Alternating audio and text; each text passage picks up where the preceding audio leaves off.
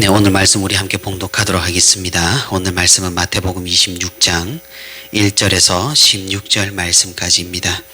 마태복음 26장 1절에서 16절 말씀, 우리 함께 교독으로 말씀을 봉독하도록 하겠습니다.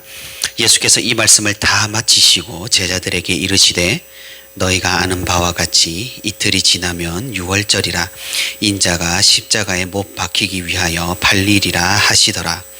그때에 대제사장들과 백성의 장로들이 가야바라 하는 대제사장의 관정에 모여 예수를 흉계로 잡아 죽이려고 의논하되 말하기를 밀란이 날까 하노니 명절에는 하지 말자 하더라. 예수께서 베다니 나병 환자 시몬의 집에 계실 때에 한 여자가 매우 귀한 향유 한 옥합을 가지고 나와서 식사하시는 예수의 머리에 부으니 제자들이 보고 분기하여 이르되 무슨 의도로 이것을 허비하느냐, 이것을 비싼 값에 팔아 가난한 자들에게 줄 수 있었겠도다 하거늘 예수께서 하시고 그들에게 이르시되 너희가 어찌하여 이 여자를 괴롭게 하느냐, 그가 네게 좋은 일을 하였느니라. 가난한 자들은 항상 너희와 함께 있거니와 나는 항상 함께 있지 아니하리라. 이 여자가 내 몸에 이 향유를 부은 것은 내 장례를 위하여 함이니라. 내가 진실로 너희에게 이르노니 온 천하에 어디서든지 이 복음이 전파되는 곳에서는 이 여자가 행한 일도 말하여 그를 기억하리라 하시니라. 그때에 12 중에 하나인 가룟 유다라 하는 자가 대제사장들에게 가서 말하되 내가 예수를 너희에게 넘겨주리니 얼마나 주려느냐 하니 그들이 은 30을 달아 주거늘 그가 그때부터 예수를 넘겨줄 기회를 찾더라. 아멘. 네, 오늘도 주님의 말씀을 듣고 또 주님께 아뢰기 위해 이렇게 새벽 기도의 자리에 오신 성도 여러분 진심으로 환영하고 또 축복합니다. 하나님의 크신 위로와 은혜가 이 시간 충만하여서 주님을 따르는 위대한 헌신의 길로 걸어가길 두려워하지 않는 우리 모두가 되기를 소망합니다. 오늘 우리가 읽은 마태복음 26장 1절에서 16절의 말씀은 매우 특이한 본문이라고 할 수가 있습니다. 예수님의 생애 거의 마지막 이야기가 이렇게 옴니버스식으로 나열이 되어 있는데 맨 처음은 1절부터 5절까지 예수님을 죽이려고 모의하는 어떤 종교 지도자들을 말하고 있고요. 그리고 두 번째로는 6절부터 13절까지 예수님의 머리에 향유를 부는 여인에 대해서 말하고 있고, 그리고 마지막으로는 14절에서 16절까지 예수님의 제자인 가룟 유다의 배반에 대해서 말씀하고 있습니다. 우리가 이 이야기들을 한번 분석을 해본다면은 좋지 않은 두 이야기 사이에 좋은 이야기를 끼워 넣은 샌드위치식 이야기 구성을 보여주는 그런 대표적인 본문이라고 할 수 있겠습니다. 아마도 복음서의 저자인 마태는 일부러 이렇게 이야기를 배열했을 것입니다. 그래서 예수님의 머리에 향유를 부은 여인의 이야기를 굉장히 크게 부각시키고 있는 것입니다. 이제 예수님의 공생애가 거의 끝나가는 시점입니다. 사람들은 예수님을 죽이기로 작당하여 실행에 옮기기 시작했고, 또 가룟 유다도 예수님의 실체를 파악하여서 예수님을 배반할 준비를 하고 있습니다.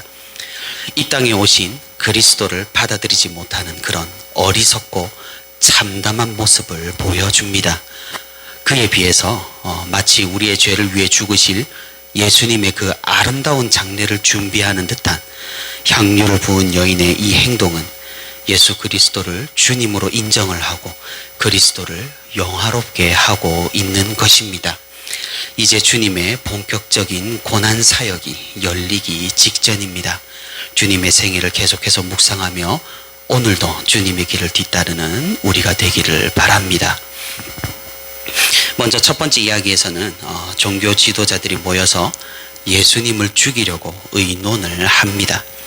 예수님께서는 천국에 대한 길고 긴 비유, 우리가 어제까지 들었던 그 비유를 마치시고 이제 자신에게 어떤 일이 일어날지를 오늘 1절과 2절에서 말씀해 주십니다. 그것은 6월절에 예수님께서 십자가에 못 박히기 위해 팔린다는 그런 예언입니다. 이 6월절에 예수님께서 팔린다라는 사실은 굉장히 의미가 큽니다. 왜냐하면 예수님의 죽음이 어떤 그냥 정치적인 죽음인 것이거나 아니면은 시기와 질투에 의한 것이 아니라 6월절과 같은 의미를 가진 죽음이라는 사실을 보여주기 때문입니다. 이스라엘 백성들이 애굽에서 노예로 살아갈 때 하나님께서는 모세를 보내서 10가지 재앙을 애굽 땅에 내리셨습니다. 꼼짝을 하지 않던 바로는 10번째 재앙에서 무너졌는데 그 10번째 재앙은 바로 알다시피 장자를 죽이는 끔찍한 형벌이었습니다. 애굽 온 나라가 난리가 났지만 반면 이스라엘 지역은 굉장히 평안했습니다. 왜냐하면 하나님의 말씀대로 그날 어린 양을 잡아서 그 피를 문설주에 바르니 죽음의 천사가 그곳을 피해갔던 것입니다. 그 이후로 이스라엘 백성들은 이 6월절을 대대로 지키며 그날을 기념했던 것입니다. 이 6월절의 의미와 예수 그리스도의 십자가 사역을 연결을 시키고 있는 것입니다. 어린 양의 피를 보고 하나님의 심판이 그 집을 비껴간다는 이 6월절의 의미로 주님의 구속 사역을 설명하고 있는 것입니다.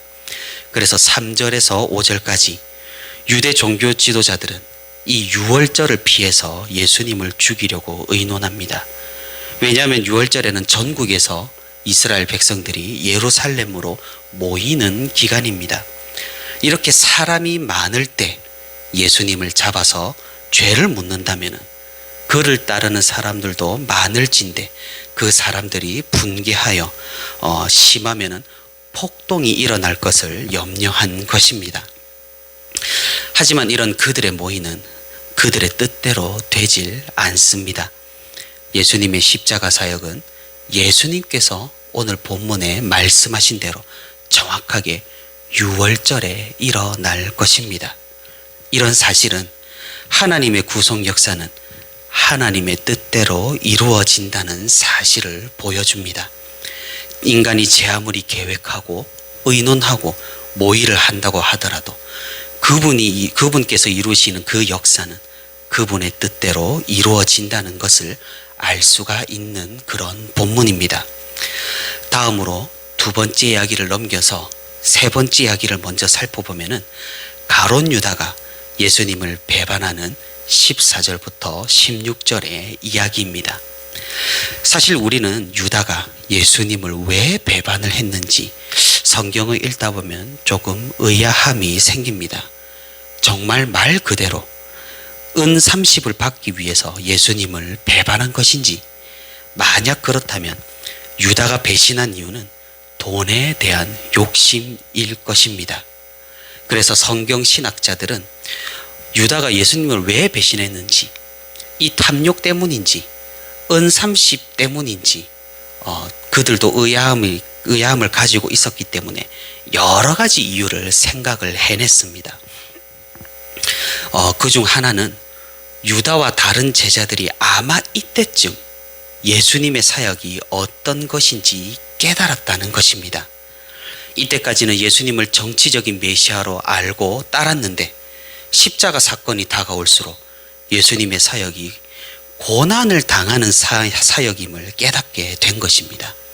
그래서 유다가 더 이상 예수님에 대한 기대와 미련을 버리고 배반을 했다는 것입니다.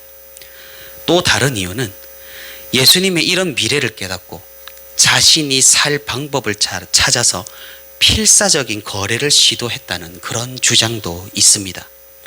그리고 또 유다가 일부러 예수님을 배반했다는 주장도 있습니다. 예수님을 궁지로 몰아넣어서 어쩔 수 없이 이스라엘 왕국을 예수님이 세우고 반란을 주도하게 하여서 로마를 무찌를 수밖에 없는 상황을 만들고자 이 유다가 배반을 했다는 주장입니다. 하지만 이런 다양한 주장들에도 불구하고 우리는 유다가 배신한 정확한 이유를 알 수는 없습니다. 다만 성경에서 말하는 바와 같이 유다는 탐욕이 있었던 것이 분명해 보입니다. 유대 종교 지도자들은 예수님을 죽일 궁리를 하고 있었고 유다는 예수님을 배반할 구실을 찾고 있었으니 이 둘의 이해관계가 맞아 떨어진 셈입니다. 결국 하나님의 구속 역사는 이렇게 정확하게 이루어지고 톱니바퀴가 맞물려 돌아가듯 맞아 떨어지게 되는 것입니다. 이 두 가지 예수님을 배반하고 예수님을 죽이려고 작당하는 이 이야기 사이에 향유옥합의 이야기가 끼어 있습니다. 예수님의 죽음을 예고하는 살벌한 이야기 사이에 아름다운 이야기가 배치가 되어서 더욱 부각이 되는 것입니다. 향유를 부은 이 여인은 그 누구보다 예수님을 사랑하고 사모했을 것입니다. 예수님을 죽이려고 작당한 다른 사람들과는 다르게 이 여인은 예수님만을 바라봤던 것입니다.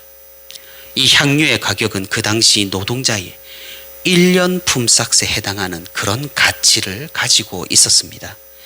향유 옥합을 가지고 예수님의 머리에 붓는 것을 본 다른 어떤 사람들이 괜히 분개하고 분노를 합니다. 이 값비싼 것으로 가난한 자에게 주면 더 좋은 일을 할 수 있었다고 말입니다. 마태복음에서는 이 분개한 사람이 누구인지 정확하게 밝히지는 않지만 요한복음을 살펴보면은 이 사람이 가롯 유다임을 우리는 알 수가 있습니다. 왜 유다는 이렇게 분노를 했을까요? 정말 유다가 가난한 사람들을 위해서 이렇게 분노를 한 것일까요? 사실 향유를 붓는 것에 유다가 분개한 것은 정말로 가난한 사람을 위해서가 아니라 자신의 탐욕 때문에 그랬다는 것입니다. 왜냐하면 유다는 예수님의 금고를 관리하는 역할을 맡았지만 기금을 횡령까지 했다는 사실입니다. 그래서 유다는 아마 이 향유를 받아서 팔아서 착복하려는 그런 계획을 가지고 있었던 것으로 보입니다. 예수님께서는 분개하는 제자들을 나무라십니다. 유다를 제외하고 다른 제자들은 거룩한 분노를 보였을지라도 예수님께서는 이 모든 제자들의 분노를 막아서 세우십니다. 예수님께서는 제 아무리 가난한 사람들에 대한 관심이 중요할지라도 그리스도에 대한 헌신보다는 앞서서는 안 된다는 이 사실을 우리에게 알려주고 있는 것입니다. 그리고 이 향유를 붓는 사건을 통해서 장차 자신에게 어떤 일이 일어날지를 제자들이 또한 깨닫기를 원하셨습니다. 이스라엘에서는 장례 때 이 향유를 시신에 부었습니다. 매장을 하지 않는 장례 풍습에 이 시신의 악취를 없애주는 역할을 했던 것입니다. 예수님께서는 자신이 곧 죽을 것임을 이 사건을 통해서도 보여주신 것입니다. 예수님께서는 자신에게 이 최선의 헌신을 보여준 이 여인에게 칭찬을 마다하지 않습니다. 복음이 전파되는 모든 곳에서 모든 곳에 이 여인이 한 일도 기억이 될 것이라고 말씀을 하십니다. 그래서 지금 우리가 듣고 있는 이 말씀으로 인해 예수님의 예언이 성취되었음을 알 수가 있는 것이죠. 제자들은 예수님의 사역을 오해하고 하나님의 나라에서 차지할 지위를 끊임없이 예수님에게 묻고 있고, 그리고 종교 지도자들은 예수님을 거부하고 죽이기 위해 모의하고 있는 상황이고, 가룟 유다는 예수님을 배신하려고 마음을 먹고 있는 이 와중에 이 조용한 여인의 이 아름다운 헌신은 너무나도 빛이 나고 있으며 예수님을 향한 그 마음이 너무나 크고 깊다는 사실입니다. 사랑하는 성도 여러분, 주님을 향한 우리의 마음이 이같이 깊고 크기를 바랍니다. 우리는 사실 유대 종교 지도자들과 가룟 유다를 보면서 비판하고 비난하고 나는 그 정도는 아니라는 생각을 하기가 쉽습니다. 하지만 우리가 가만히 우리 자신을 되돌아본다면 우리도 살아가면서 탐욕으로 인해 주님의 말씀을 저버릴 때가 있고 우리의 욕망과 우리의 필요 때문에 주님의 말씀을 거부할 때가 있다는 사실입니다. 우리라고 그들보다 나을 것이 하나 없다는 사실입니다. 그래서 우리는 유월절에 이스라엘 백성들처럼 문설주에 피를 바르고 하나님의 심판이 조용히 비껴가기를 바라는 수밖에 없는 것입니다. 그 피가 바로 예수 그리스도의 보혈입니다. 그 피가 바로 예수님께서 십자가에서 흘리신 피입니다. 우리가 주님의 십자가와 우리를 위한 대속의 죽음을 믿는다면 하나님께서는 죽음의 천사를 우리에게 보내시 않으시고 기꺼이 우리를 그분의 백성으로 받아주실 것입니다. 이러한 큰 은혜를 입은 우리가 주님께 보여드려야 할 유일한 것은 바로 헌신하는 마음일 것입니다. 말씀을 맺도록 하겠습니다. 비효율적이어도 괜찮습니다. 낭비 같아 보여도 괜찮습니다. 아까워 보여도 괜찮습니다. 주님을 향한 헌신만큼은 우리가 아끼지 않기를 바랍니다. 하나님을 만나는 것에 있어 우리가 극도로 아끼고 옹졸하게 하나님을 대한다면 그것은 하나님을 그만큼 밖에 생각하지 않는다는 방증이 될 것입니다. 향유를 모두 부어서 주님의 장례를 준비한 이 여인의 아름다운 헌신을 우리가 오늘날에도 주님께 보여줄 수 있기를 바랍니다. 주님을 사모하는 그 마음이 날마다 커지며 주님의 길을 뒤따르기에 부족함 없는 그런 헌신의 삶이 있는 저와 우리 부천시민교회 모든 성도가 되기를 소망합니다.